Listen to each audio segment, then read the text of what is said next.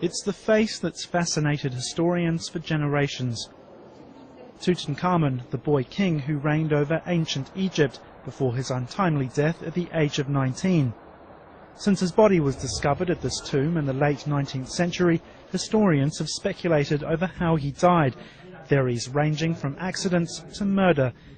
Now, though, after supervising a new study that involved CT scans and DNA testing, researchers also examined 10 other royal mummies and found that Tutankhamun's father was almost certainly the renowned king Akhenaten.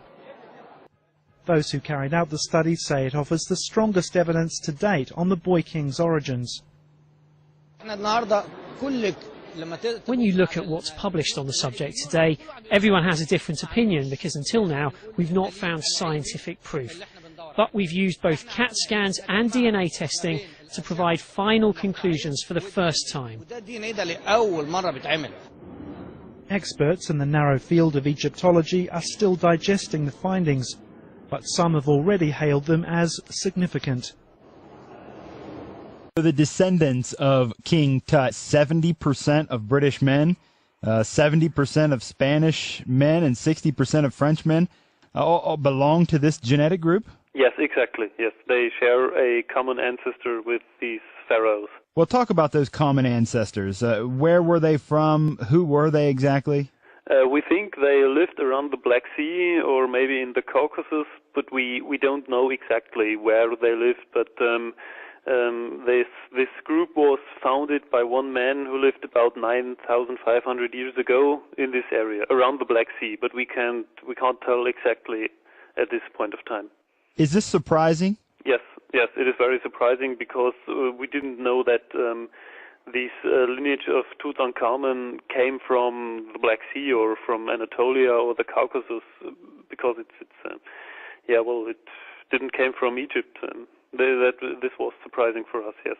Is it possible that because the group seems to be so large and includes so many, for example, 70% of British men or 70% of Spanish men and 60% of French men, that kind of thing, is it possible that there are other famous pharaohs or other famous people that are in this group? Yes, I think so. It's possible. Of course, yes. As it's very big group, we sure have some other royal lineages which belong to this haplogroup. Is it possible that it's even outside of the great Egyptian pharaohs and maybe other people? Yes. We know of the last Russian Tsar, Nicholas II. He also belonged to the same haplogroup. He's also one of the famous ones who belonged to this group. And what else is your research focusing in on now? Where do you take it from here? What happens next? Well, what we wanted to do with this publication is to start the discussion, because I think it's very interesting to find this haplogroup in an ancient pharaoh, and we would like to know how did this lineage come to Egypt, and we of course are searching for the living closest relatives to this lineage by comparing the profile to the tests we will do within our project. Well, we didn't mention the United States. I'm curious because a lot of the people in the United States, originally they've come from Europe. Mm-hmm. So have you studied the United States as well? Well, we often concentrate on the European countries because the customers of DNA companies from the United States do also want to know which European country they came from. Most Americans from Europe have British or for example, German ancestry, so Western European, and I think there's also many men live in the United States with this haplogroup. Well, thank you for chatting with me. Thank you too. That's Roman Schultz, the managing director of IGENA, the company studying the DNA of King Tut.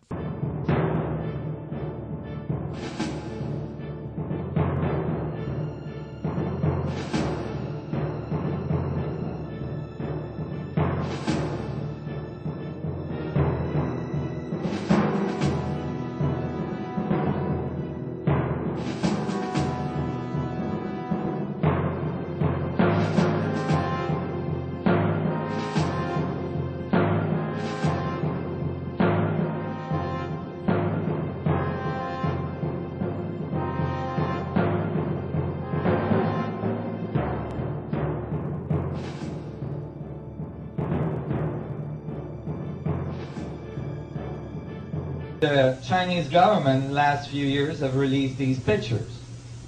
There's hundreds of pyramids in China. And the Chinese government actually got the farmers to farm on top of the pyramids so that they wouldn't be so apparent by satellite. And the reason why, so here's the poor farmer that got the job. The reason why they were doing that is because they didn't want the Western world to know about these pyramids. Why? Because the legends that comes with these pyramids is that the sun gods built them, and that the sun gods were blue-eyed, blonde-haired people. So they didn't want those pyramids to be known by the West.